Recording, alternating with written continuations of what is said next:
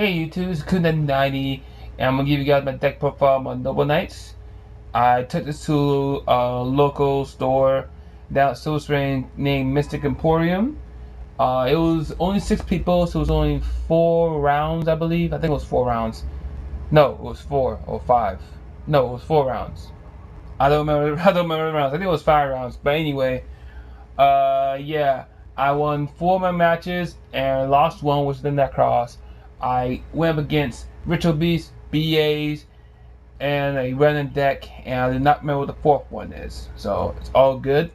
I came out first. Reason why I came out first because my friend had to leave, and they had to change the ruling a bit too, since it was like an uneven number, right?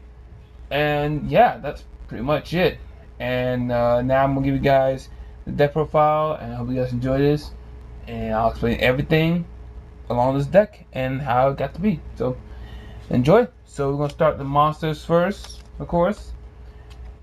Got one. There we go. One Noble Knight Artorigus, normal monster, light, level 4, good beat stick, easy for overlaying.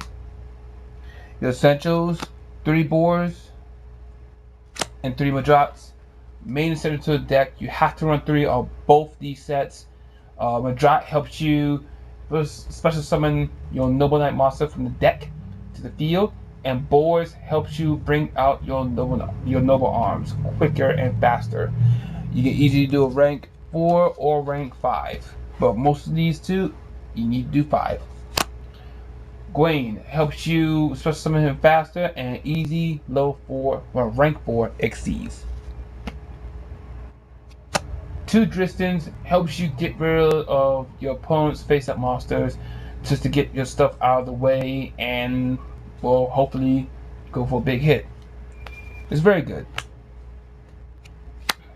Noble Knight Bedwear, new addition to the deck, helps me search one Noble Arms card from the deck to the graveyard, and then I player's turn I can equip that Noble Arms card that I sent from deck to graveyard and add it to a Noble Knight monster. It's very rare for me to use them, but it's very essential. Guasfaj, I only use one of him because I rarely get to use his effect that much. He helps me, gets me one Noble Knight monster from the graveyard to the hand, and like I said, I rarely use him because most of the matches I fought so far, if I last time I was using this Noble Knight deck, it's very rare, but it comes in handy. Noble Knight Brothers, I love this card because it not only has great defense, it lets me special summon 2 Noble Knight monsters from the hand. It lets me bring back 3 Noble Knights or Noble Arms card from the graveyard, shuffled, and then draw a card. So it's a +1. The only downside is I can't attack with that card if only I have exactly 3 Noble Knight monsters on the field. 2 Merlins. Very great with this deck. You only need to run 2. I see some people run 3 of it, I guess, because for consistency wise, but 2 is a very good amount. Lets me special summon a Noble Knight monster from the deck to the field, and from either player's turn, if it's in the graveyard from either player's turn, I can either banish it to either overlay for a low rank 5 or rank 4, or single summon if I have the materials necessary to do so. 1 Noble Knight Ector, also a good card. It comes in handy at times. Lets me special summon from the hand or on the graveyard to the field by banishing 2 Noble Knight monsters. Very easy to overlay. And other effect says that once I overlay with it, my opponent cannot respond or stop the summon at all. It cannot. And plus, this card can protect my XD Noble Knight monster. It's very good. 2 Guinevere's is treated as Noble Arms cards. Very good use when used with boars. And its effect is also great depending on the attribute of my Noble Knight. If it's dark, it becomes a Catastor only during the start of the damage step. And it protects my monster from being destroyed by card effects. Very good. And a 300 boost. 1 Layered Lake And you guys may be wondering why Lady Lake is because that since I run Noble Knight Artorigus, the normal level 4 monster in my deck, I can use her to single summon for my level 5 Noble Knight monster, if maybe. Very rare, but it's still a good card. And one honest because most majority of my Noble Knight monsters are light. Spells. Essential Noble Arms. Excalibur and Destiny. Excalibur protects my monsters from being targeted by card effects, while Destiny protects them from being destroyed by battle or by card effects. Destiny comes back if it gets destroyed by any way, if I choose. And Excalibur lets me banish it only by my next turn because I cannot use it at the same time as sent from the graveyard. I can banish it to re-overlay depending on what Noble Knight exceeds I want or I have on the field. So either rank 4 or rank 5. Very amazing card. Now Caliburn. Very amazing card. Most useful in my tournament. Over the weekend. The highest I went to with Caliburn really was just a long one. 11,000 life points. Very good card. A 500 attack raise with a 500 life point gain. Very good. Just like Destiny, it can come back if it's being destroyed. One Gallatin and Offertor. I normally don't use Offertor as much. I should take it out just for something else. But Offertor lets me take out one set card on the field or my opponent's on the field, either way. And in exchange, my monster loses 800 attack points. Gallatin gains my monster 1,000 attack points. But it loses 200 for every my standby phase. Both good Noble Arms cards. This card is the most amazing card. Kaiser Coliseum. I need to get a third one for a playset in this deck because I feel like it will help me get to it faster, I believe. But with this card, works great in this deck. Very well in this deck because I'll only have one monster when I overlay with it. It doesn't matter how I do it. Either one monster set or face up on the field. If I have only one monster, depending on the amount I have, my opponent can only have that same amount. So that means since I only overlay with one monster, regardless, my opponent can only have one monster. My opponent can only have one monster. It stops most decks that I face over the weekend. It's very amazing. I love it.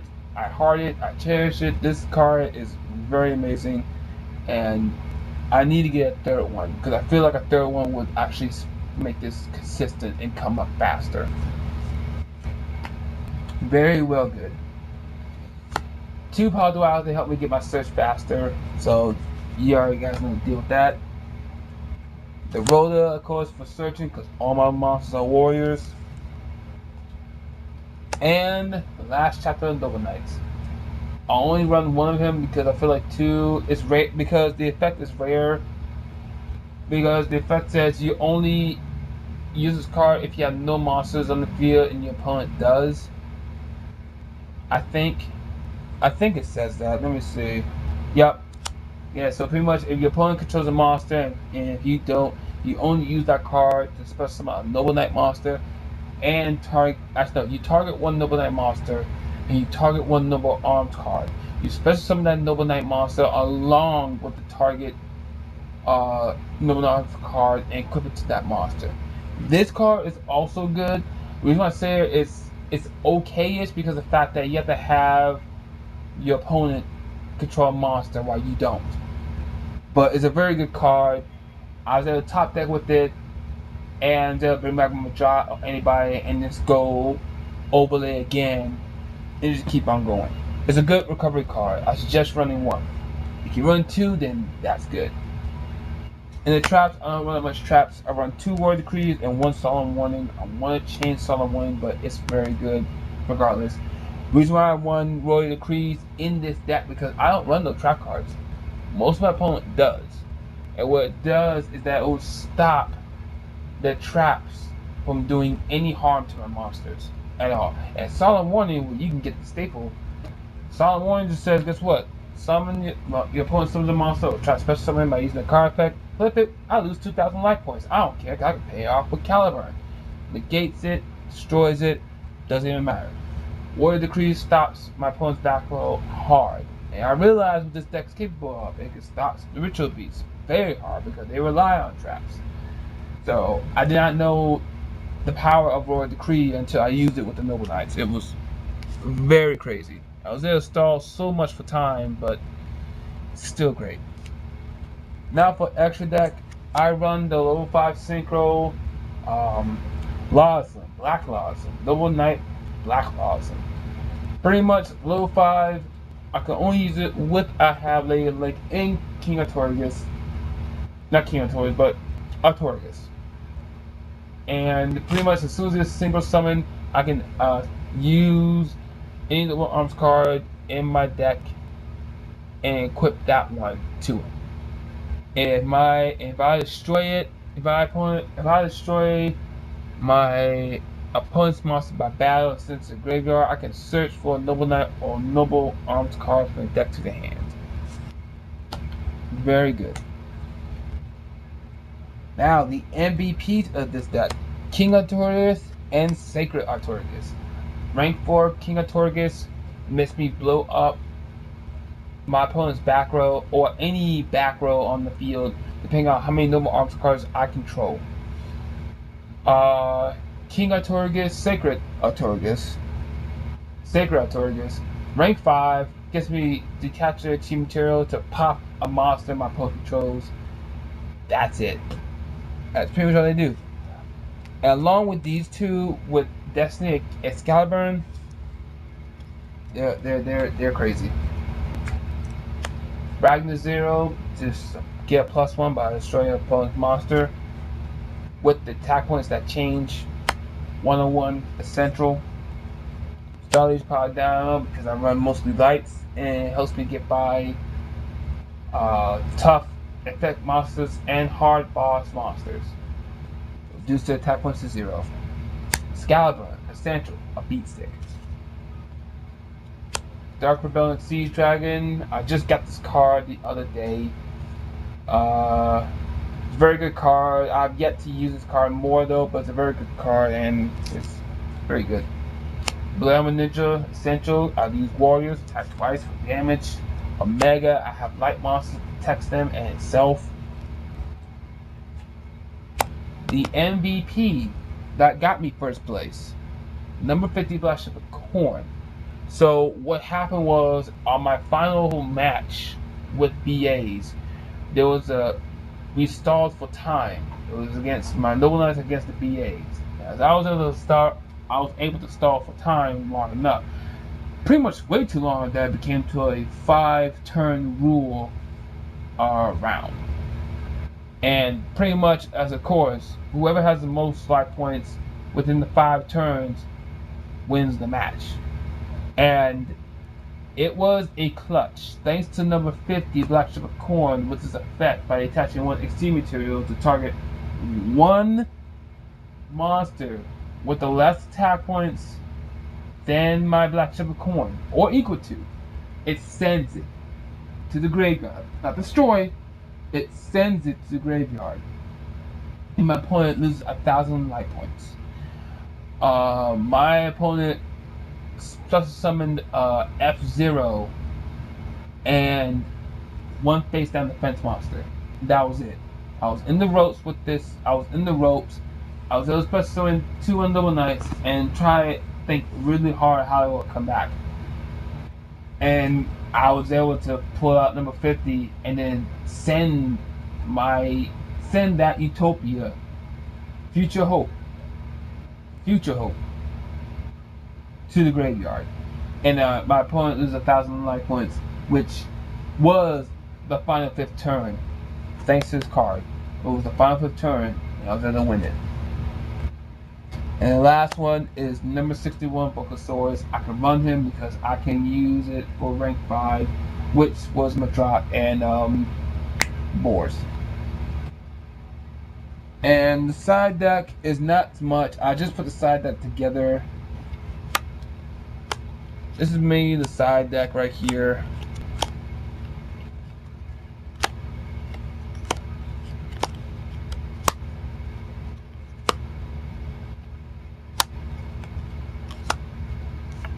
There you go.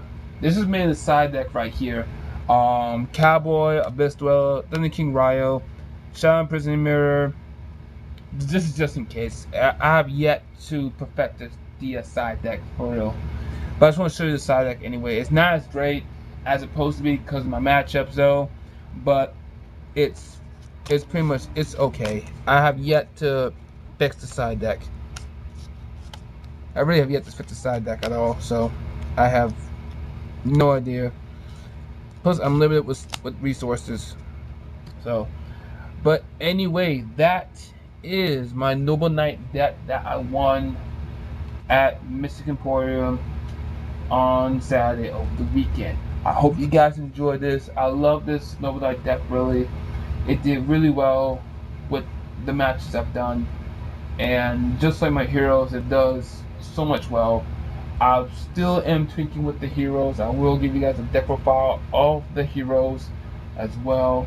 So I hope you guys enjoy this. This is Good Night 90 signing out. Please leave a comment, like, and subscribe.